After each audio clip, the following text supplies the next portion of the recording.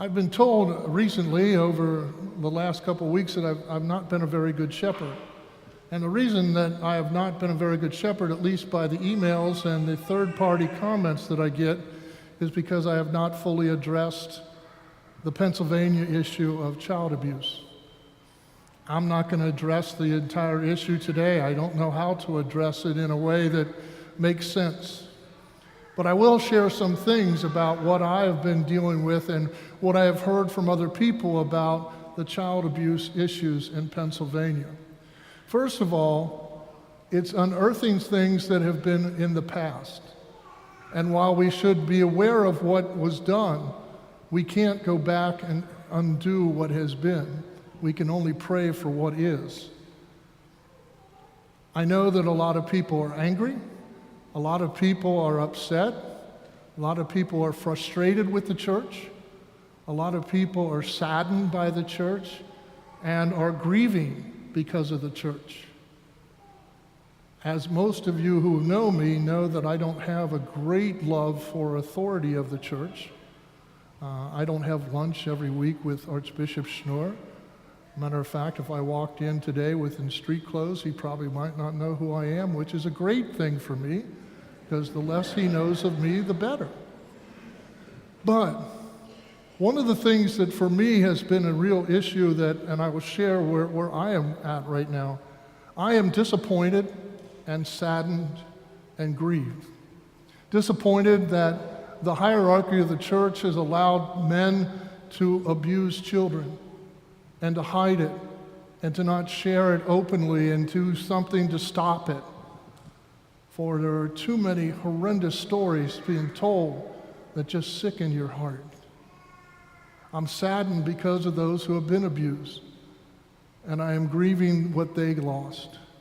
And I continue on my daily prayers to pray for those people, that the Lord's compassionate heart may heal them and make them whole, to allow them to rekindle in their lives a relationship with their loving God. People have talked to me about leaving the church, and I say, you were Catholic long before a bishop or a cardinal ever touched in that way. Our faith is in Jesus Christ. Jesus is the source of our faith, and that's where we put our mark, if you will. The sacramental life feeds us and nourishes us, and that is something that needs to sustain us always. But the leadership is human, and the leadership is flawed. But God, in His compassionate mercy, is not.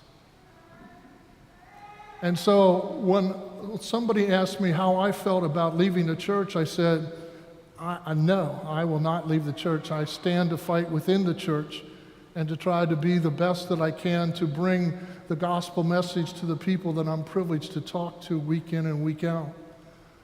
But I was remembering something that was said a few weeks ago in the gospel, when Jesus had been talking about the true body and the true blood, and that they need to eat that body and drink His blood, and people were getting kind of mixed up and angry and wanted to leave Him.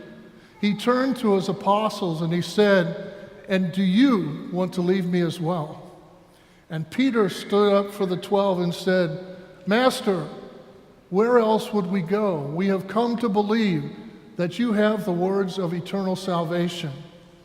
We have come to believe you're the Holy One in God." And that's the only thing that I hang on to, is the fact that indeed the Holy One of God has given us a plan of salvation. And other people try to short-circuit that. And for them, that's a problem that they have to answer to somewhere in their life. And if not this life, the next.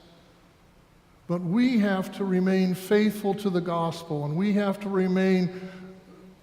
to stand up for those who can't speak for themselves. I encourage you to pray for those victims who have suffered the tragedies that they have suffered through the church. And I ask you to pray for a compassionate heart that opens up that line of communication so this never happens again.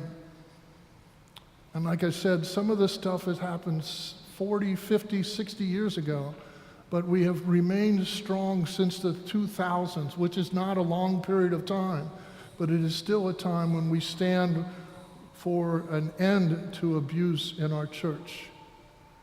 I continue to pray for you. I hope you continue to pray for me.